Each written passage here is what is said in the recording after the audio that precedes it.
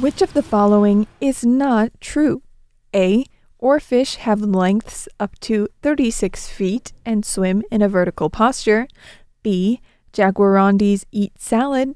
Or C. Jacanas are known sometimes as Jesus birds because of their ability to walk on water. Keep listening to Formosa Fauna to find out which it is. Spend the next 20 minutes feeding your brain with Formosa Fauna so you can become smarter than all of your friends.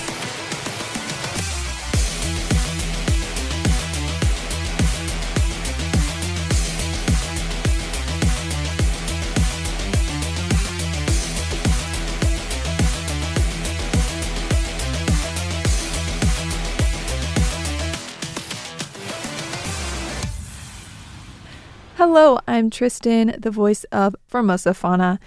We do this every Friday here. I just love talking about animals, and if you're remotely curious about anything in the animal kingdom, I promise you'll find something interesting from today's episode. On today's agenda, we're going to talk about Taiwan's March for Climate, building a resilient Taiwan, the Jaguarundi, a weasel cat, and so much more. Let's dive right in.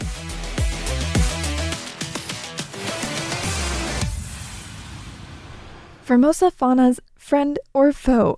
So many F's, I just had to do the segment. Today we ask ourselves, are these creatures helping the planet or causing a bit of trouble? Let's start with deer.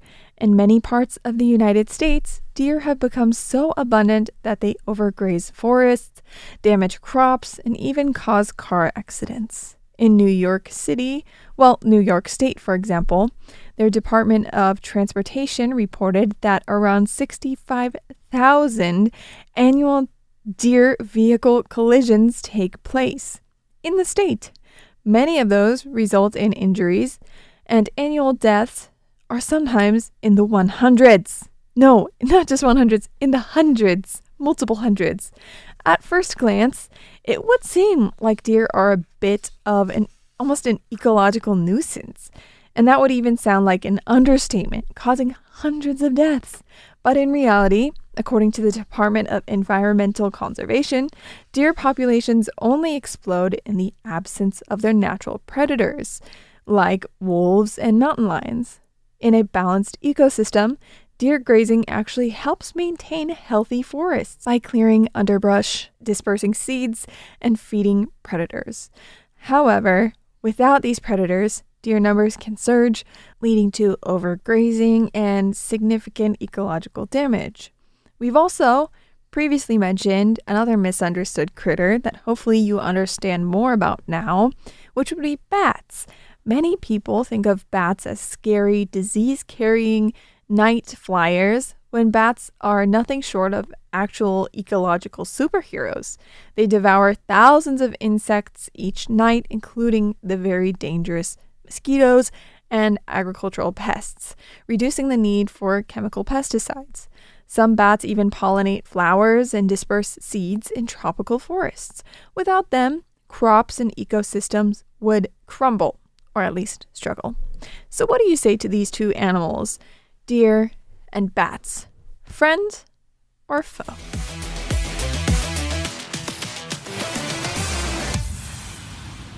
This November 1st, the streets of Taipei will come alive with energy and purpose as 10 of Taiwan's leading environmental organizations come together for the March for Climate, Building a Resilient Taiwan.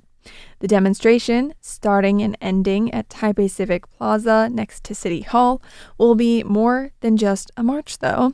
It will be a full afternoon of speeches, musical performances, street art, and even a sustainability marketplace. The timing is intentional as the march leads into the UN's Climate Change Conference, scheduled for November 10th through the 21st. Organizers of this event say they hope it will galvanize public awareness of how climate extremes are no longer distant threats, but daily realities affecting communities, ecosystems, workers, indigenous rights, and even future generations all around us. This year's coalition will not be limited to just environmental NGOs, though, as labor unions, youth groups, and indigenous organizations are some of those joining forces. It's really speaking to the broad impact of climate change across society and in Taiwan today. This coalition also plans to present 11 clear policy demands to better equip Taiwan for the climate crisis. These include phasing out nuclear energy while aligning decarbonization goals with the 1.5 degrees Celsius target, more participatory land use and green energy planning, stronger enforcement of the polluter pays principle, protecting biodiversity through local ecological knowledge, and ensuring equitable access to climate policy making for youth and indigenous communities, as reported on by Sean Scanlon for Taiwan News. Now, a lot of that just sounds like word salad, but I do want to touch on at least one of the ones that I just listed off, if none of them make sense to you. One of those, I think, touches on something we talked about in a previous episode, that is protecting biodiversity through local ecological knowledge. Do you remember our guest talking about the boar snares?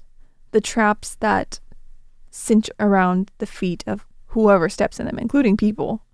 Well, when we spoke to our guest that episode, there are actually two of them, we talked about how actually indigenous populations in Taiwan used to use organic material, not metal material, but organic material to catch these boar, and would eat them. But if they caught something they didn't want to catch, it wouldn't damage the animals enough to the point that they had to get amputated, or they couldn't, live on because they bled out. If we could, right, protect our biodiversity through local ecological knowledge, like using organic materials such as branches and vines to achieve the same result, then that is sort of speaking to what this coalition is aiming for. So, back to the story. By uniting under the mantra that climate is no longer a distant issue, but one unfolding right here, right now, the organizers urge citizens to join the movement and help safeguard Taiwan's resilient, sustainable, ecological future. What do you say? Should I go take part? November 1st? Maybe bring a mobile setup, a microphone or two to hear from people? Let me know your thoughts.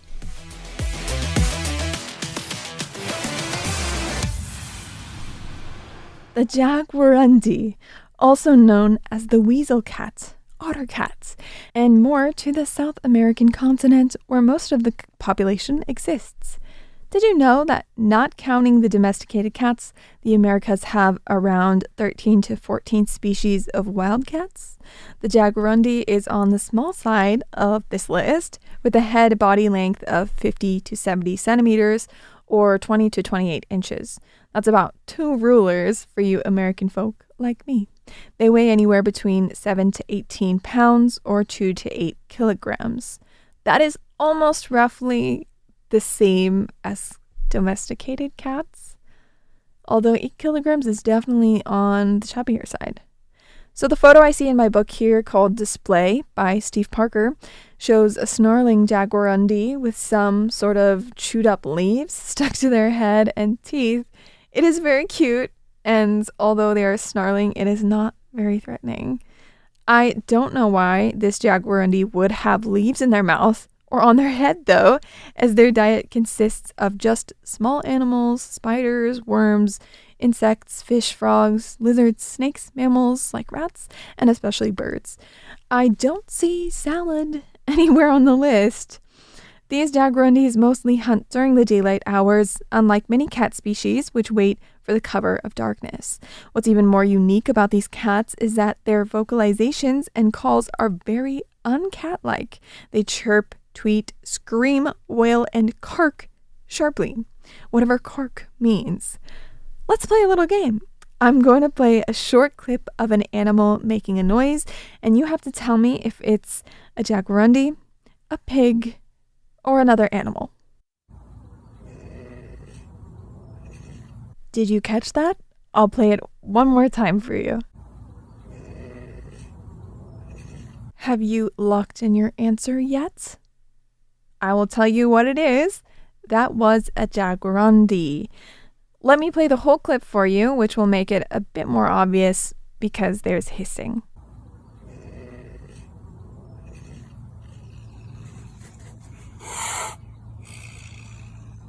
Doesn't that sound like any other cat you know?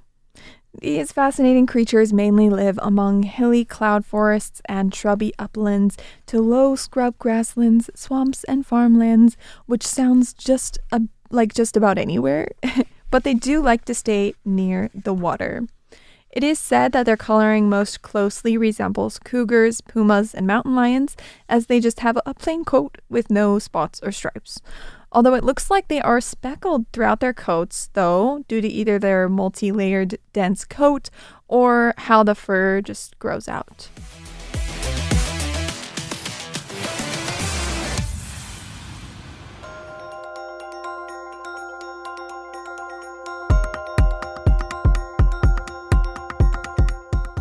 Taiwan is an island that is 70% covered by mountains, lakes, and jungle. Taiwan's early connections to the Pacific and Southeast Asia are well established and are the basis for seeing Taiwan as an ocean nation. Did you know that over 17,000 species thrive in the deep sea where no light penetrates the ocean waves, or that there are 38,000 different kinds of microbes in just 1 liter of seawater? These were all discoveries made by the Census of Marine Life, a 10-year international effort that assessed the diversity, distribution, and abundance of marine life. Today, we're going to hear all about oarfish, one of the ocean's most elusive giants, truly gigantic. Sometimes they are called the ribbon fish because of their long, silver, ribbon-like bodies, and the oarfish can reach lengths of up to 36 feet, making them the longest bony fish in the world. Despite their enormous size, they are rarely seen near the surface, which has earned them the nickname the sea serpent in maritime folklore. Oarfish also have fascinating lifestyles. They live primarily in the mesopelagic zone between 650 and 3,300 feet deep, which is why humans seldom encounter them. Their diet is equally mysterious, as they mainly feed on tiny krill, plankton, and small crustaceans, capturing prey with a nearly toothless mouth. Unlike most large fish, oarfish swim in a vertical posture, head pointing upward, which make them uniquely adapted to navigating in the dark somehow. Just to put their size into perspective, 36 feet long, right? Sorry, I don't have the exact metric system on hand right now, but we all know, I'm sure, a very tall person who's about 6 feet tall. Yeah, that would be 6 tall people connected together. And then just imagine if we were able to dive that deep. Just imagine you're swimming throughout the ocean and you see this gigantic creature vertically swimming at you, and it is the height of 6 people stacked together. 6 very tall people.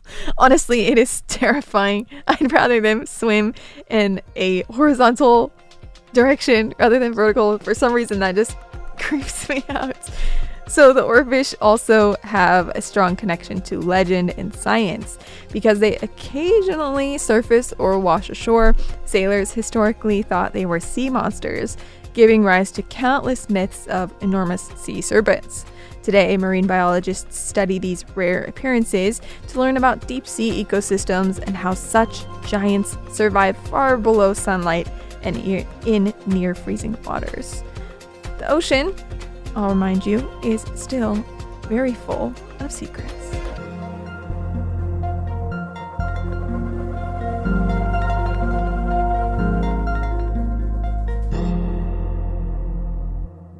The Taiwan Livestock Research Institute, under Taiwan's Ministry of Agriculture, has unveiled a new animal feed formula aimed at reducing the poultry industry's environmental footprint. By limiting protein levels to better match animals' actual needs, the Institute seeks to cut excess nitrogen in waste, a key contributor to greenhouse gas emissions.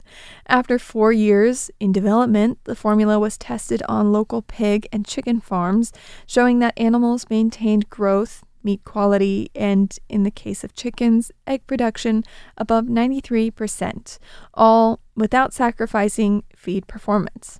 Not only did the trials yield similar or improved yields, but they also resulted in lower manure volume, reduced nitrogen and carbon emissions, and saved costs of up to 300 NT, about $10 per ton of feed.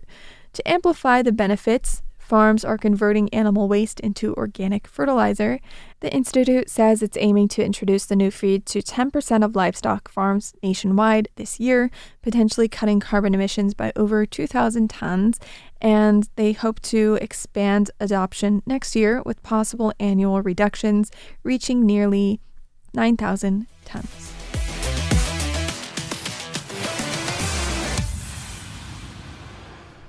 As autumn settles over Taiwan, a breathtaking natural phenomenon unfolds in the skies above the Hengchun Peninsula. The gray-faced buzzards, migratory raptors known for their striking appearance and impressive flight patterns, are beginning their annual journey through the island. According to Cai Yizheng of the Wild Bird Society of Pingdong, recent sightings indicate that the migration is well underway, aided by favorable weather conditions. These birds typically reach their peak migration in mid-October, entering Taiwan from the Ryukyu Islands. Early observations have been reported in northern Taiwan, with expectations for larger flocks to arrive over the Hengchun Peninsula around October 10th, which is the first day that this episode goes live. Kunding National Park, a prime location for birdwatching, offers visitors the opportunity to witness this event. The gray-faced buzzards primarily roost in the mountainous areas of Manzhou, where they can be seen circling and gliding in the afternoon sky. Morning sessions from 6:30 a.m. to 8 a.m. feature flocks continuing their journey from Sheding Nature Park across the sea, a site the park describes as one of Taiwan's most spectacular wildlife displays. To celebrate the migration, the park will hold raptor watching activities every weekend and public holidays through October 19th. The season's main event, the Zhengqiya Raptors Festival, will be taking place from October 18th to the 19th at Manzhou Junior High School. The festival will feature themed exhibitions, guided birdwatching tours, family activities, lectures, a local market, and an outdoor cinema. Nestled in southern Taiwan, the Jacana Ecological Education Park in Tainan just received a major international honor. It was awarded the Star Wetland Center Award by Wetland Link International. It's one of the world's top recognitions for wetland conservation and education. It has been a long time coming, though, because it's been decades of careful collaboration among government agencies, conservation groups, and local farmers. In the 1990s, it began as a response to a proposed high-speed rail route threatening the Jacanas' habitat, and eventually it evolved into the current honor-winning preserved wetland. Now, if you're thinking that Jacana doesn't sound particularly Taiwanese, well, you're kind of right. The Ecological Education Park is actually named after a bird. A jacana is a type of tropical water bird known for its incredible ability to walk on floating plants, especially lily pads. They have long toes and long claws, which help the jacanas distribute their weight and walk on water by stepping across floating vegetation.